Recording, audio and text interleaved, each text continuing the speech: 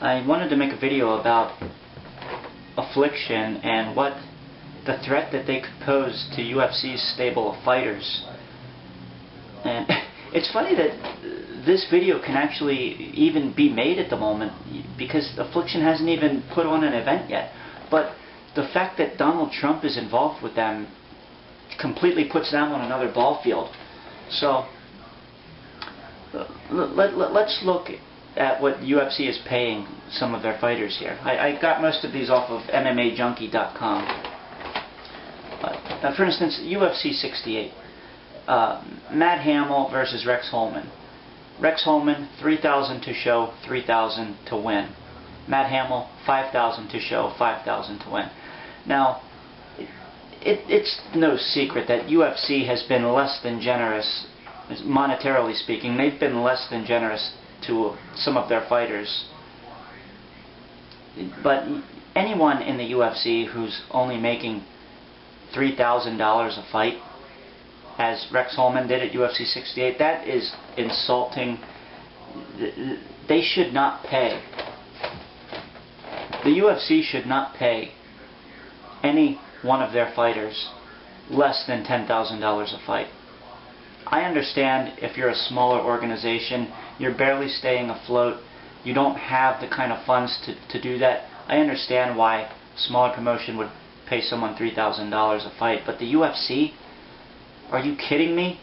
Look at what they're paying Chuck Liddell, and you're telling me that all they can afford to pay a fighter is $3,000? No one in the UFC should make less than $10,000 a fight. That's just insulting. Now, look at UFC 71. This is Rampage versus Liddell. Rampage makes $225,000 for knocking out Chuck Liddell. Chuck Liddell, for his efforts, made $500,000. Chuck Liddell then goes on to UFC 76, fights Keith Jardine. Liddell, $500,000 again. Keith Jardine makes $7,000 to show, $7,000 to win. So he takes home $14,000 for winning the decision. Now, I understand why Chuck Liddell makes $500,000 a fight. He's a big draw. He's done a lot for that company. He was one of the guys in that company who sort of helped propel them through that rough time. You know, it was him, it was Tito Ortiz. You know, there were a few guys who kind of stuck in there during that time when things weren't looking very well for the company. And so, you know, I understand why he makes that much. But now let's look at Keith Jardine beats him at UFC 76. Keith Jardine then goes on to fight Wanderlei Silva at UFC 84. He went from $7,000 to show, $7,000 to win, to $10,000 to show, $10,000 to win, after beating Chuck Liddell. Now, if you want to make the argument, well, that was a Chuck Liddell that wasn't on his game, that shouldn't reflect on Keith Jardine. That should reflect on Chuck Liddell. And it's just insulting when you see some of these numbers. Now, enter Affliction. They have teamed up with Donald Trump. The fact that he is involved, one, is going to mean that they're not going to be in any financial difficulties anytime soon.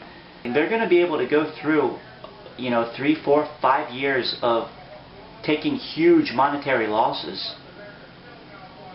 One thing every good businessman knows is that, and Donald Trump is obviously an excellent businessman, is that in order to make money, you have to spend money.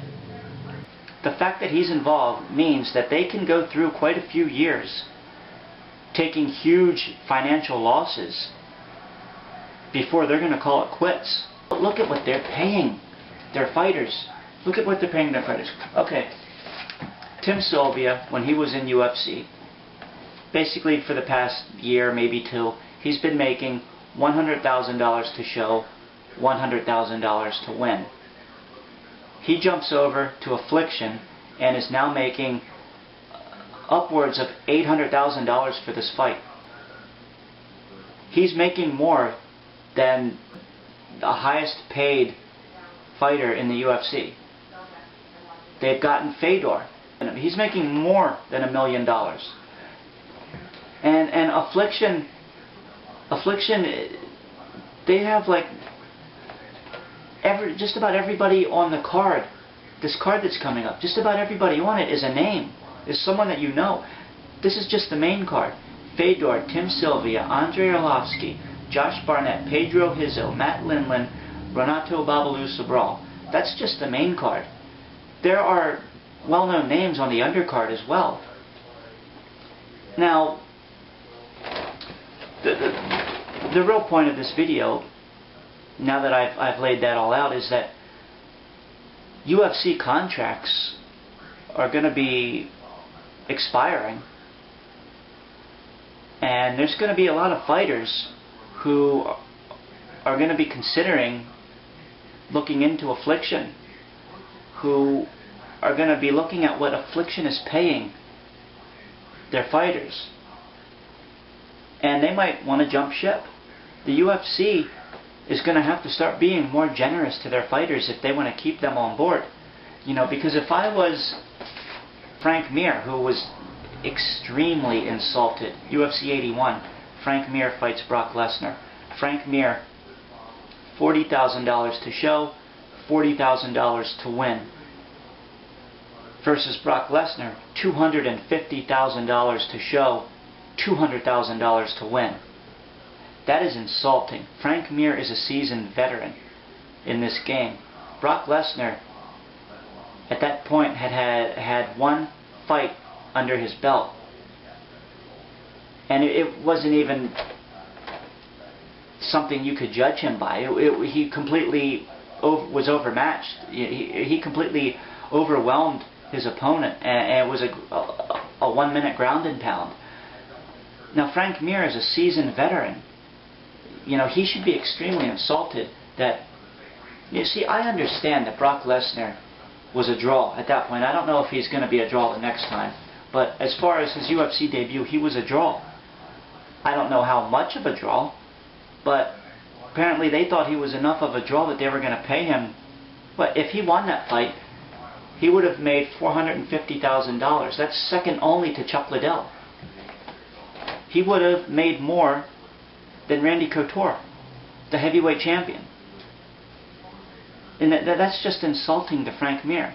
Now I understand Frank Mir had a motorcycle accident and went through a period where he didn't look too good, or where his future as a fighter was in question, but he seems to have gotten through that. And the fact that they put him up against Brock Lesnar, his $40,000 to $250,000, even though Brock Lesnar, you know, even though there was a lot of buzz around him and he was a draw, those numbers are just completely ridiculous. They are completely ridiculous. Now, if I'm a Frank Mir and my contract negotiation comes around again, you know, I might be thinking about Affliction. You know, I understand they're an upstart company. They haven't had an event yet, but they've got Donald Trump. They've got very deep pockets at this point. And that's the bottom line, is that they've got deep pockets right now. They're going to be able to spend a lot of money, to lose a lot of money, before they turn a profit. And they'll be able to do that. As long as they got Donald Trump in their corner, they're going to be able to do that. And the UFC, when these contract negotiations come around again, the UFC is really going to have to look at what they're paying their guys. Or else they might find that a lot of these guys are going to be jumping ship, or thinking about jumping ship. So it's going to be interesting to see what happens here. I guess we have to wait and see how the first event goes down for Affliction. But yeah, we'll just have to wait and see. But you know, I'd appreciate some comments or video responses, whatever. Just let me know you guys are watching, and let me know what you guys think. That's about it. I'll catch you guys later.